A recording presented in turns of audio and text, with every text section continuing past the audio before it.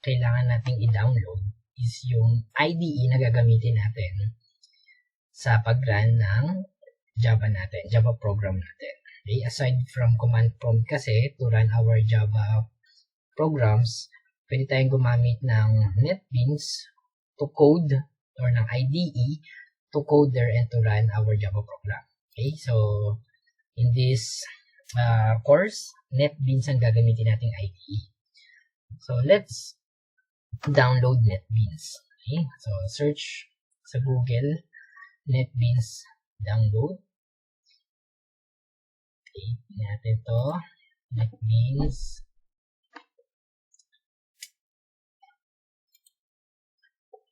Alright, okay, balik muna tayo. So ito yung Neatbeans site. Neatbeans lang. Let's try to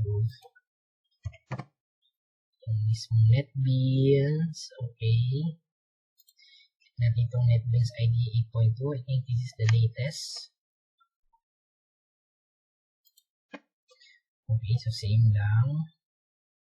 Alright, Neatbeans platform. Dito tayo. So, click natin itong Apache Neatbeans. Okay. Hindi ganun kabigat yung download natin. And Apache Neatbeans 11 features update. Latest version. This is the latest version of Neatbeans IDE. Download natin to. And let's choose yung pang Windows. Siya. Let's click this one. And wait lang natin ulit ma-download. So, ito pa siya. Pili lang tayo dito. Pili natin itong HTTP. Just click it. And automatically, it will be downloaded to your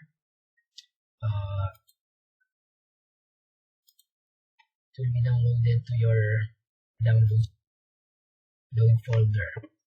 Ayan. Pagka na-download na siya, check natin yung downloads folder natin. So, ito yan. Neatbeans, Windows 64. Inan lang natin siya. Pwedeng double-click or right-click, then run as administrator. Yan. So, do you want to run this file? Confirmation lang. Yes, you want to run this file.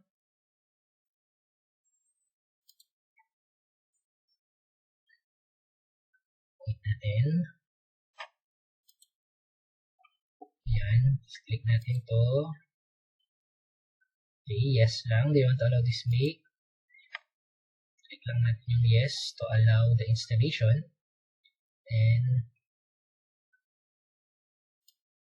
okay. Java is a development kit was not found on this computer. JDK 8 or newer is required for installing the Neatbeans IDE. Make sure that JDK is properly installed and run installer again. Specify by JDK using the Java Home installer arguments. Oh. Sabi niya wala pa daw tayong JDK.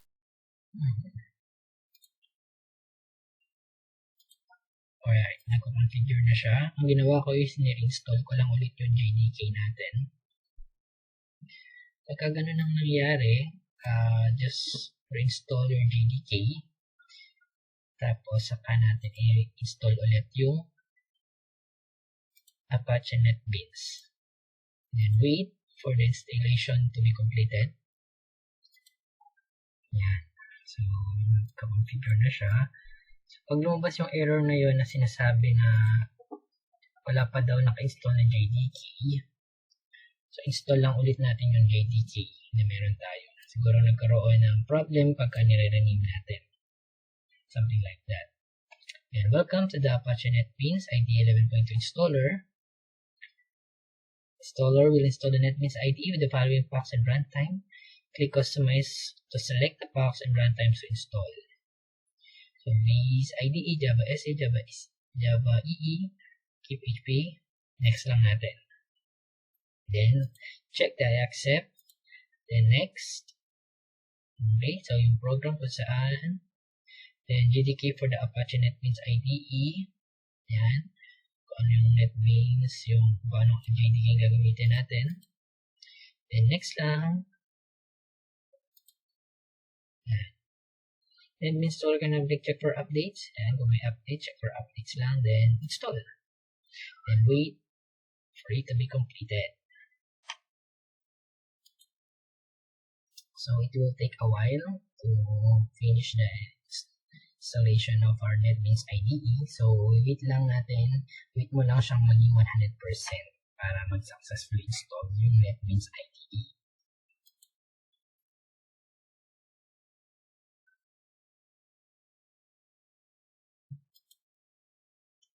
Yan, malapit na. So wait lang natin 100%. We're now on 79%.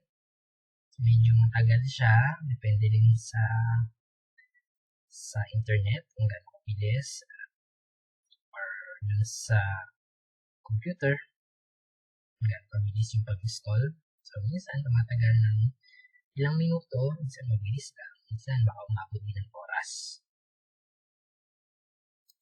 Ayun, so natapos na yung una, then 20% ulit sa another run. For completing the IDE installation, checking for updates na lang tayo. Alright, yan, tapos na. Installation completed successfully. Just click this finish button sa baba. And that's it. Na-install na natin successfully. Ito na siya ngayon. I'm going to run this. Just right click or double click. When file location, check natin kung saan siya naka-install. So, nandito siya sa local DC, program files, Neatbeans, 11.2 Neatbeans tapos yung application na 64-bit. Okay? Pwede yan, i-run natin siya by right-click again or pwede yung double-click or then open. Click the open.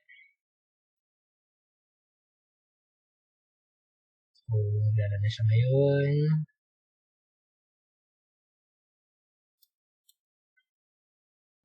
Let's just wait.